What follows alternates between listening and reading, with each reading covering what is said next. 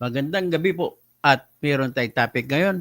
Isang topic pa bago tayo mag-cool off. Sa ngayon po, dadaling ko sa inyo yung topic na kung saan ay yung nanalo sa number 12, pinakahuli-huling kandidato na ginawang senador, although hindi ako conforme sa resulta dahil napakarami ng overvotes, 17 million ang hindi pinayagang bumoto at marami pang mga presinto, mas marami ang boto kaysa bumoto. So ibig sabihin, talaga may problema ang ating sistema. At ang masisisi natin ito ay walang iba kundi si George Erwin Garcia at yung kanyang mga alipores.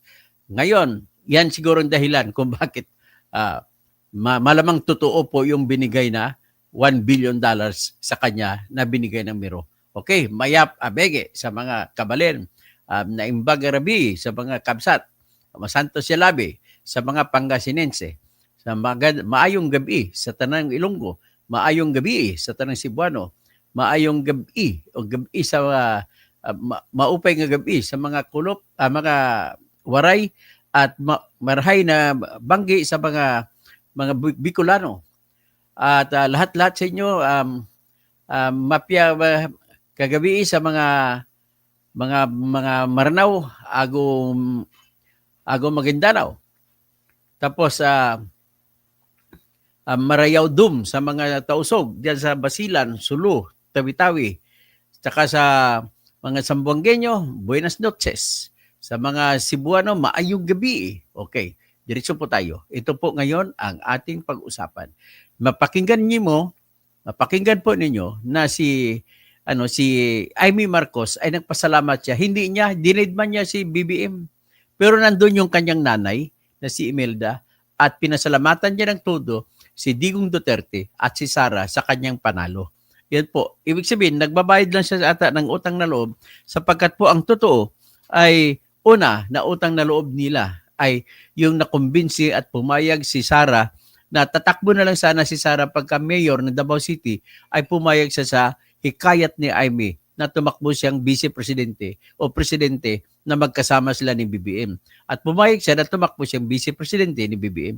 Kaya ang boto ng mga Bisaya at boto ng mga Ilocano ay nagsabay at nakuha nilang boto kuno. Which hindi naman ako kumbinsido na 31 million nga at 32 million kay Sara kasi may issue ako sa Smartmatic. So anyway, what is happening now is I will just present how Amy Marcos delivered her piece na dapat andun si Bongbong Marcos sa tabi niya, andun dapat yung ibang mga si Sandro Marcos na andun sa kanya, yung mga ibang mga kamag-anak niya, pero wala. Ang anak niya lamang at saka nanay na si Imelda ang nandun sa kanyang katabi. O pakinggan natin po si Amy. Ng COMELEC, sa mga ginagalang naming commissioner ng COMELEC, sa aking nanay na nasa siyam na 96 years old na. Hindi siya Kasama makabanggit sa Tagalog ng na aking mga anak na kailanman hindi 69. nagduda na ako'y Siyam na mananalo. put-anim.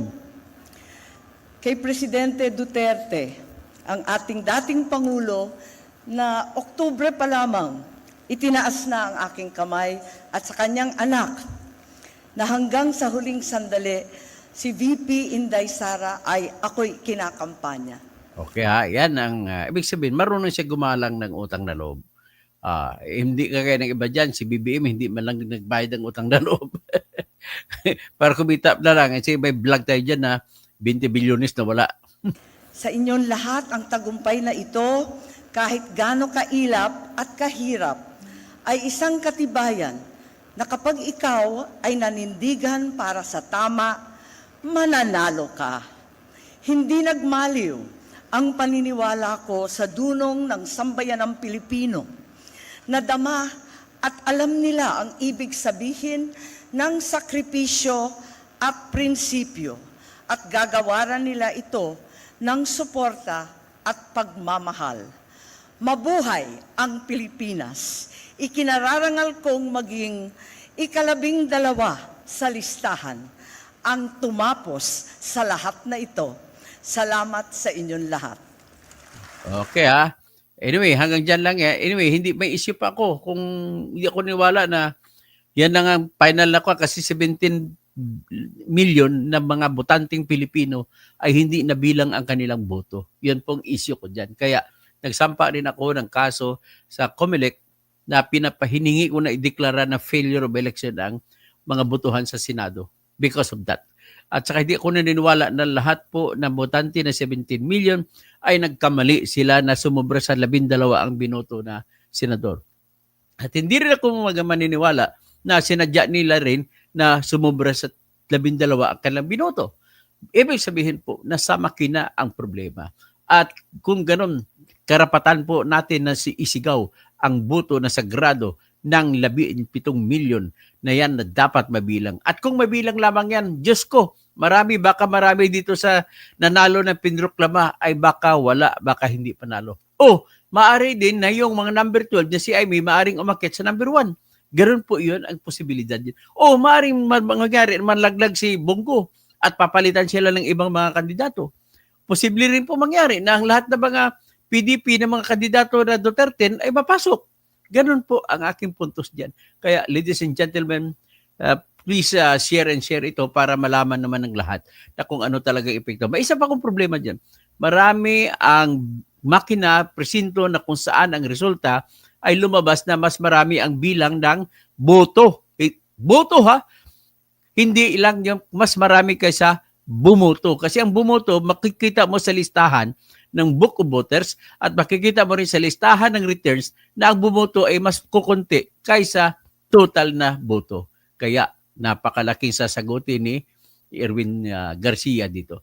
Magandang gabi po sa lahat at hayaan ninyo na mabigyan tayo ng biyaya ng Panginoon at mabibigyan ng katarungan itong lahat na nangyayari ito. So, Pastor Rodi Rabi, magandang gabi po. Manuel Tribio, good PM from Virginia. Bryce Perez, Maya Pabingi. Okay. Maraming salamat po sa lahat.